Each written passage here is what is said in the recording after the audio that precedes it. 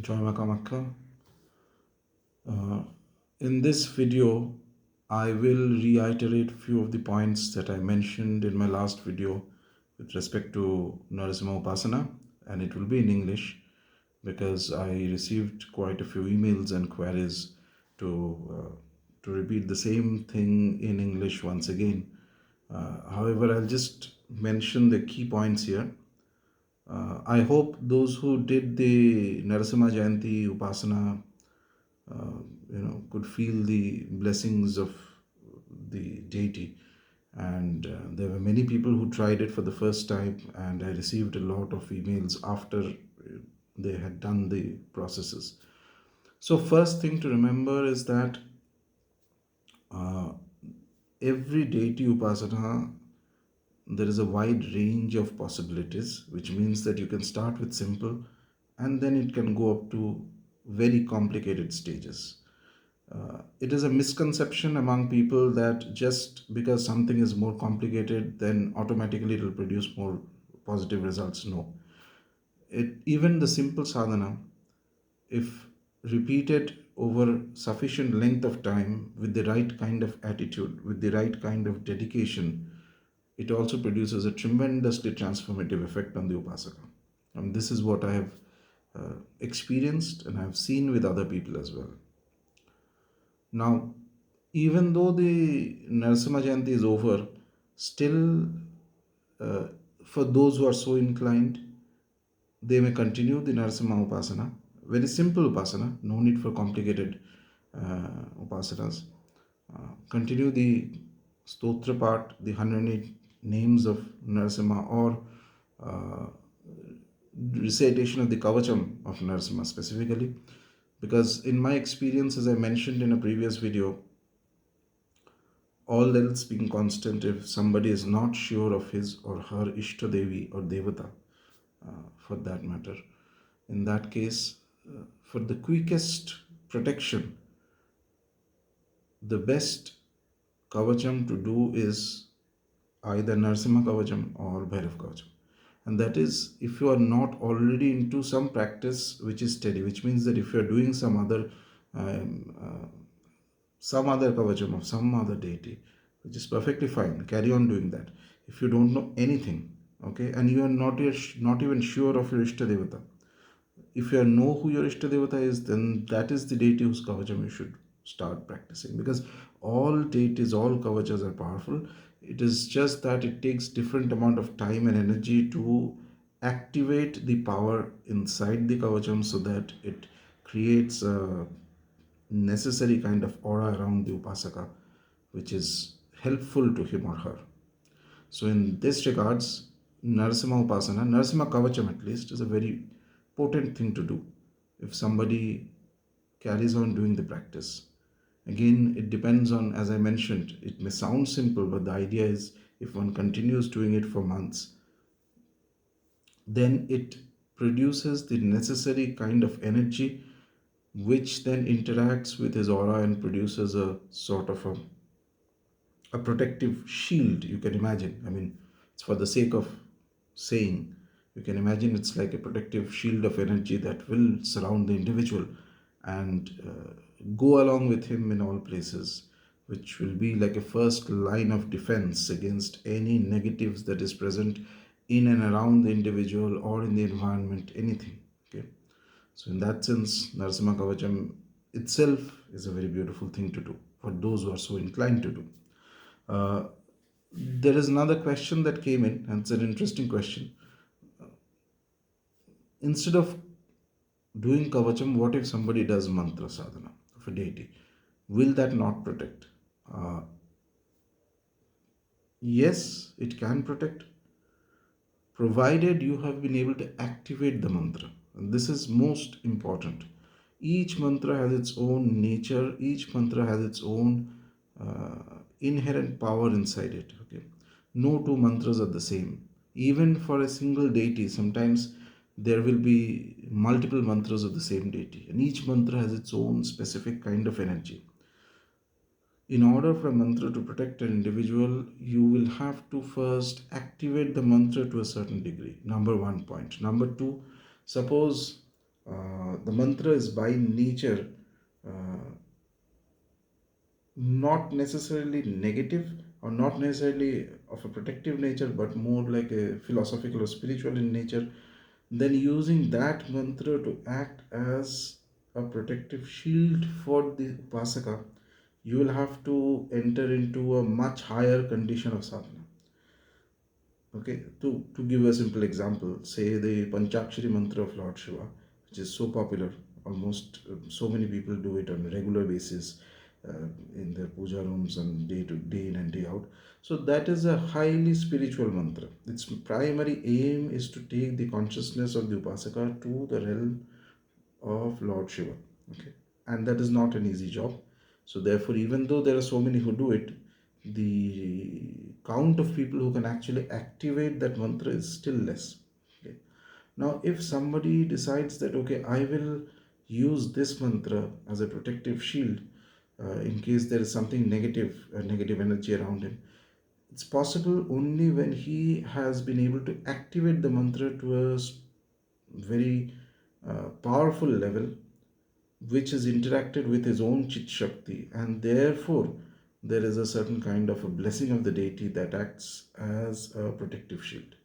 Now, that is not so easy, to be honest. That takes time and that needs an upasaka of very high caliber.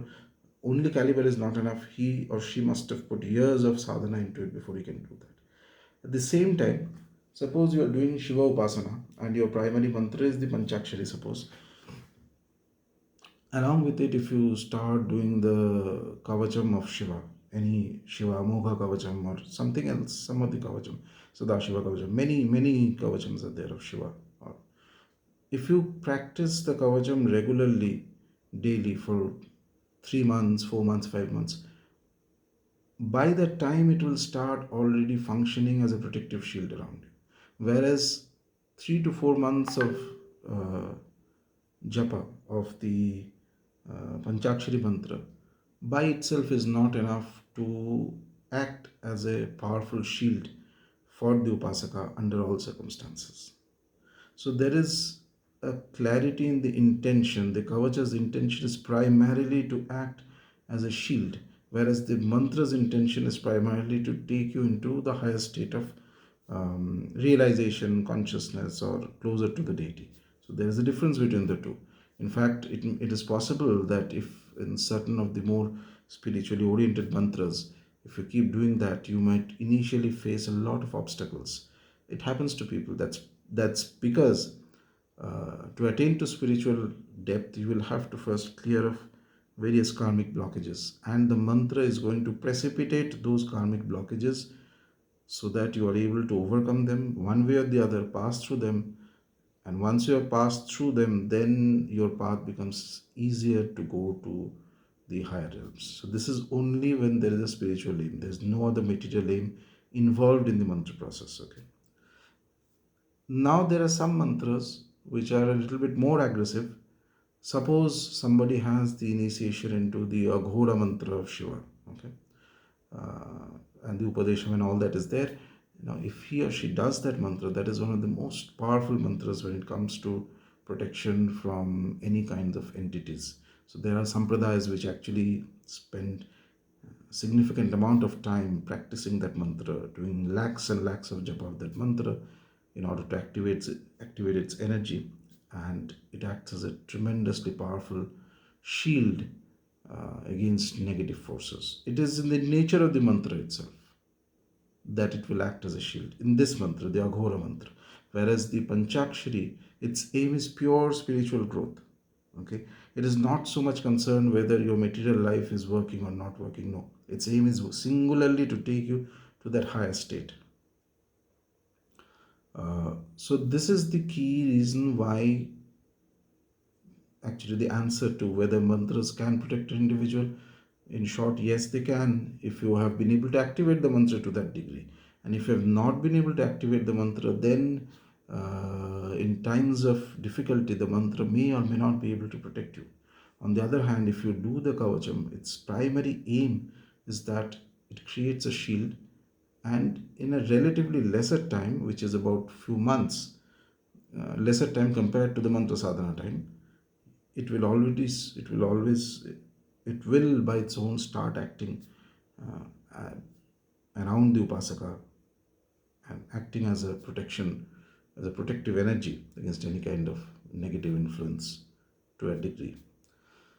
So this is why kavachams of deities were separately given along with the mantra sadhana. Always, every deity will have a separate kavacham given apart from the mantra and the stotra and stutis. Its primary aim is that it will act as a protective force. And the kind of times we live in, the kind of huge amount of rajaguna, tamaguna, and all sorts of things around us. I mean, it doesn't matter whether how sattvic you might think you are still surrounded in an environment that is primarily dominated by the raja and tamaguna forces all the time. So, in that state, it is a very prudent thing for an upasaka to keep doing at least one kavacham daily. One is enough. If there is no immediate problem, you can keep doing it. Will slowly build power. And if there is an immediate problem, you sense that there's some kind of a negative influence around you. In order to protect yourself, you can do multiple amounts of chanting. You have to do multiple. One is not enough. You might have to do 21, 54, or 108 chants of the kavacham, and it will then create at least some degree of protection. It will be able to bring forth at that time. The next question I have selected is okay. So those who are interested in Narasimha Upasana can continue this stotram. They might add the Ashtottara Nama of Narasimha also. Remember that Narasimha Upasana should be done in and I'm talking from the mantra sadhana point of view, because Narasimha mantras and tantra etc. are all mentioned in the texts of Tantra Shastra. It is a average misconception that tantra means only worship of the divine mother or Shakti or Devi forms. No, tantra is a method of practice of sadhana. It involves mantra, it involves yantra, it involves practice of rituals, etc.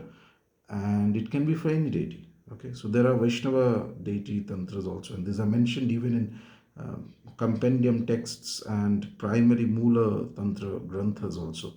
Okay, how to approach this deity. So similarly, there are yantra and mantra and everything related to Narasimha that is mentioned in the tantric texts as well. So that is slightly different. I would not advise anybody to directly jump into a mantra anushthan of Narasimha unless you have a guide or a guru or somebody who can sort of verify whether you are capable of doing that sadhana, because it does produce very intense amount of reactions in the human body if you and the mind of the upasaka. So he or she should have certain stability if he wants to approach Narasimha, the deity Narasimha, through the path of mantra anushthan. Okay, so in that case, it is good to have somebody, a senior upasaka guru, to personally verify whether it's fit for the individual. So that apart, in general, it is fine to read the Ashtottara Nama or the Kavacham of Narasimha on a regular basis, as with a certain degree of devotion and faith, because then it will start to interact with you and sort of, as mentioned just now, it will create a protective aura around that individual. And if you want to increase it, make it more specific, then apart from doing it daily on Trayodashi Tithis Pradosham, or the sunset period of time on Trayodashis, you might want to do this stotram or the 108 names Ashtottara Nama a little more than normal, because that period and that tithi is very specific and very useful for Narasimha Upasana. Okay. Next question was regarding Pitrutarpana. This came up quite a few times and I received some emails with regards to this. So yes, Amavasya Tithis, there is the recommendation of Pitrutarpana, but my personal experience is that when it comes to Tarpana rituals or rituals related to Pitris, it is best done by the eldest male member of the family. Instead of everybody doing it, one person, the eldest male member doing it, produces the best results. And Pitru rituals are very fast acting rituals, which means that if there are certain errors, they can also sometimes produce some effects. Deities are very far off, they're not immediately close to you. So their upasana, their rituals, it takes months, sometimes years, sometimes lifetimes before you can reach them, whereas Pitrus are much closer. So, in that sense, the benefits as well as the positive and negative, both of which are much faster than in the case of deity upasana. So, first, in my opinion, it is best for the eldest male member to do the Pitru Tarpana of the ancestors instead of everybody doing it to the family. Number two, in case there are problematic Pitrus in the horoscope, and this you have to judge based not only on the life circumstances but through a reading of the birth chart.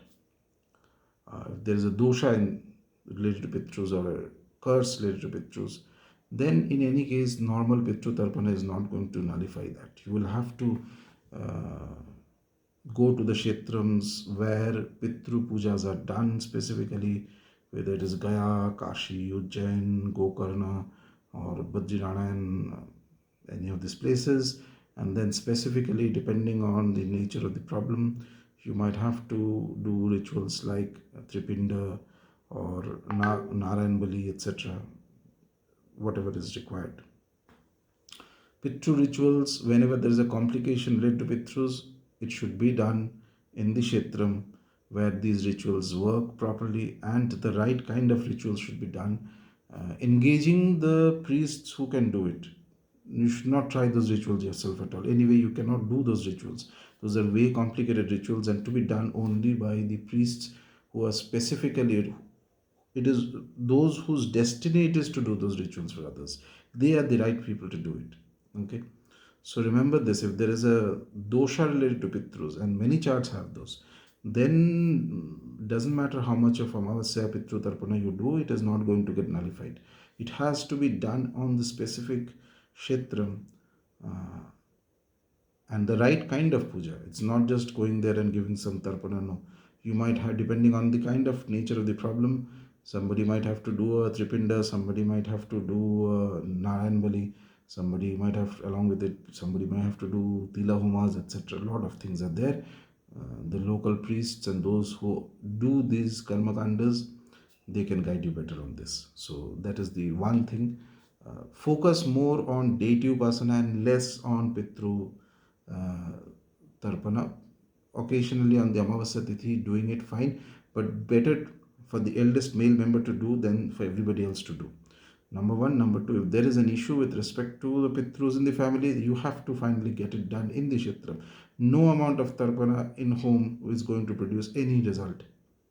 If there is a serious Pitru case, Pitru problem related to the individual or the family, and it has to be done in the Kshetram because the Kshetram has the accumulated power for centuries and centuries. So that is where the ritual will produce the right kind of result that is, that is intended. And in fact, Pitru rituals, if it is correctly done, you will see results within 4 to 6 months time max, I'm saying. And if you don't see results in 6 months time, that may mean that the ritual did not produce the right result. That is also possible because these things are not like science that you did the ritual immediately 100% guarantee you will get the result. No, sometimes you may not get. As I mentioned in the video with respect to astrology, if there are certain karmas which are sort of fixed, drida karmas, as I mentioned, those if present in a certain horoscope, then and depends on which area of life it is going to affect you. It's very, very difficult, in fact, impossible to nullify that through any kind of puja part, any remedy. The only thing that you can do is go through the experience. That's all. Okay. Another aspect I wanted to touch upon after my video on Narasimha, there are few people who again messaged and asked whether it is appropriate to worship Narasimha along with for those who are bhairava upasakas. Uh, I know quite a number of people who primarily worship some of the other form of bhairava, who also do little bit of Narasimha Upasana.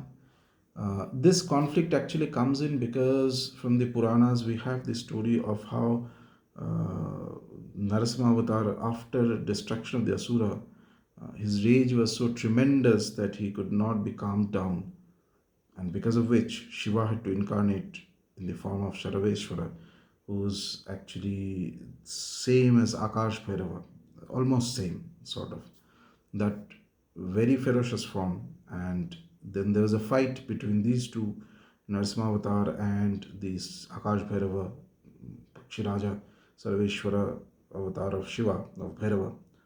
And depending on which side, which Purana you refer to, some will say that the Sarveshwara avatar won, whereas there are some other Puranas and Upa Puranas, which the colloquial story also comes in, that after that there was another mythical bird that emerged from Narasimha and then that defeated, etc. A lot of things are there, etc. Uh, Primary point being, so there is a story, and that story has survived for centuries, of a conflict between Bhairava and Narasimha at the end of the Narasimha avatar. Okay.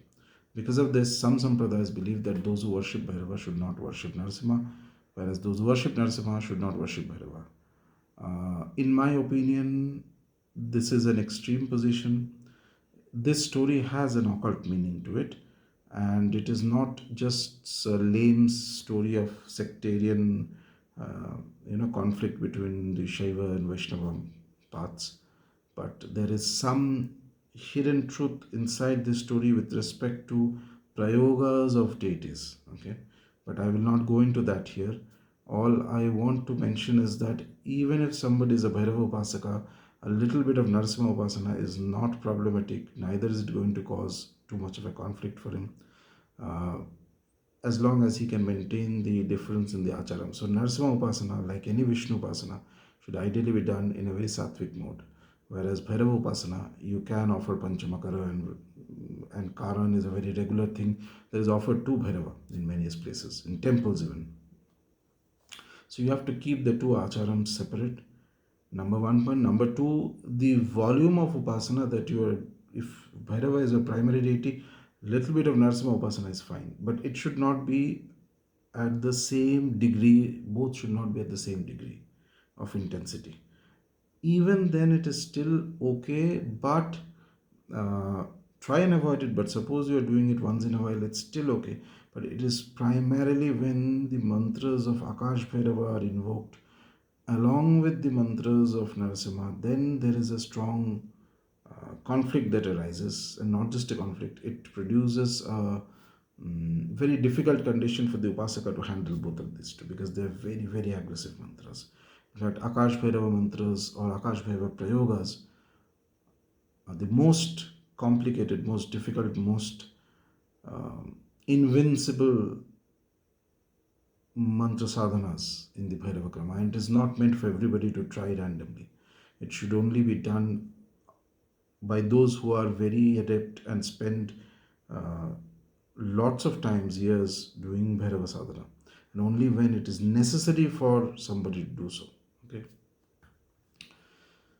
So, uh, and these bifurcations are not always that strict also. If you read tantric texts, you will see that at one stage of Kali Upasana, when there is a specific manifestation of Gujja Kali, she is the most secret and the most sacred form of Kali. Okay, one of the most superlative forms. So there are certain manifestations where Gujja Kali comes along with her Bhairava, who is none but Narasimha. So Narasimha from the Vaishnava deity becomes the Bhairava in the Kali Krama of Tantra Sadhana at a very advanced, a very rare stage of sadhana. So these differentiations at one point become blurred. It is fine, the differentiation at the initial stages and for a long part of the journey is perfectly okay. And when it becomes blurred, then also it is okay. There is a context to all of these things, and as so long as you understand the context, you'll be perfectly fine. You cannot apply the rules of one to the rules of the other without having the right understanding. And this is precisely why the Shastra is so important, the Guru is so important, because they are the ones who will guide you and tell you what you can do and what you should not do. So bottom line is that more or less, if there is a Bhairava Upasaka and he feels inclined to do a little bit of Narasimha Upasana, then it is fine. So it should not be, as I mentioned, that both of them, if Bhairava is your Ishta, in any case, if somebody has an Ishta Devata, significant or majority of the Upasana should go towards the Ishta Devata, and only a small portion should cover the rest of the other deities. Okay. So that's about it for now. I will see you again soon. Jai Mata Makha.